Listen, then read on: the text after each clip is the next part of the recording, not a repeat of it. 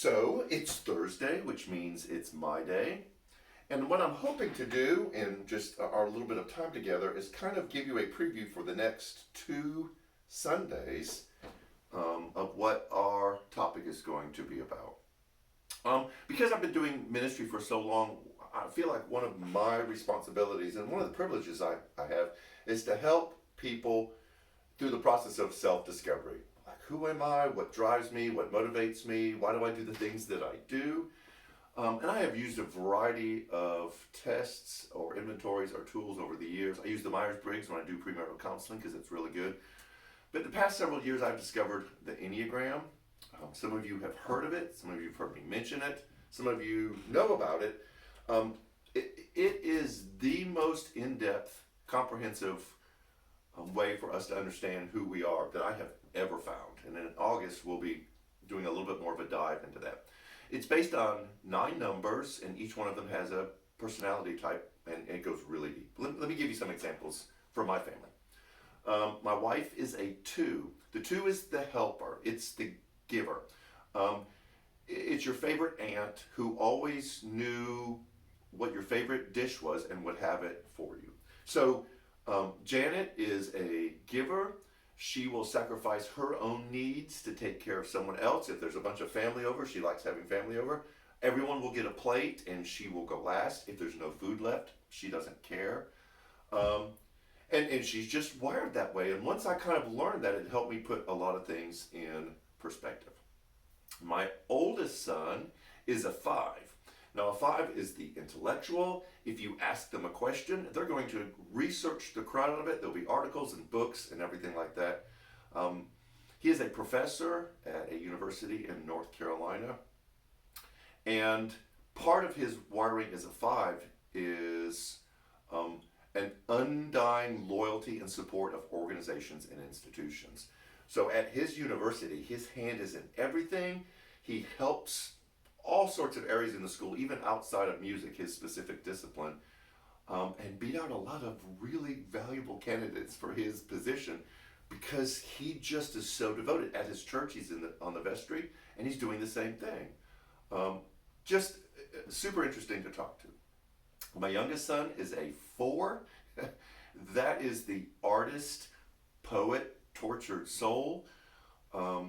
His values are authenticity, realness, vulnerability.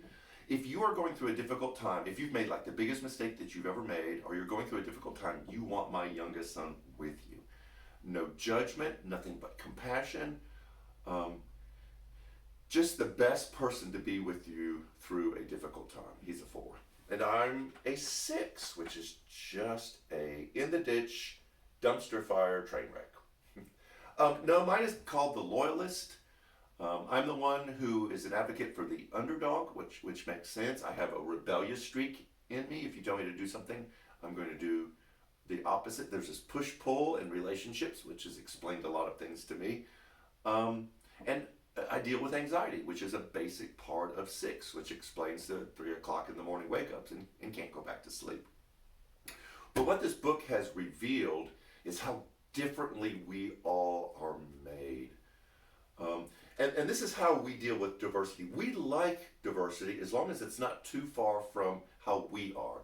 That's diversity in race or political opinion or gender identification or sexual orientation or anything like that. We're okay as long as it's not too far from us, because we put ourselves as the standard of normal and then we measure people away from us. So that's why this Sunday we're doing 2 books in closing out our children's series. We're doing When God Made You and Selway.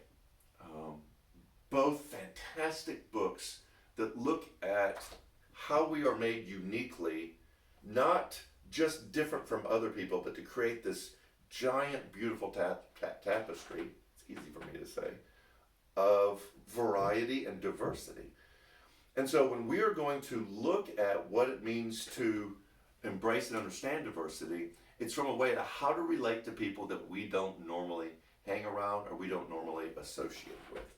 The Enneagram in August will kind of help us discover who we are in that. But this Sunday, it will be really stretching our understanding of diversity, that it's more than just the differences in our circle. Because if you look at the people who you hang around with, most of them are very much like you. The way they vote, the way they believe, their economic status, they are, our circles are very small. And that for us to understand and embrace diversity, we have to have a much bigger picture of that. So, this Sunday, we will be meeting in person. So join us. We'd love to see your face. If not, we'll see you online as we talk about diversity and how to relate with people who are different than us. And in August, we're going to look at the Enneagram and how we are wired. So we are excited. A lot of important stuff going on here. But we will keep you posted. Have a great weekend, and we will see you Sunday morning.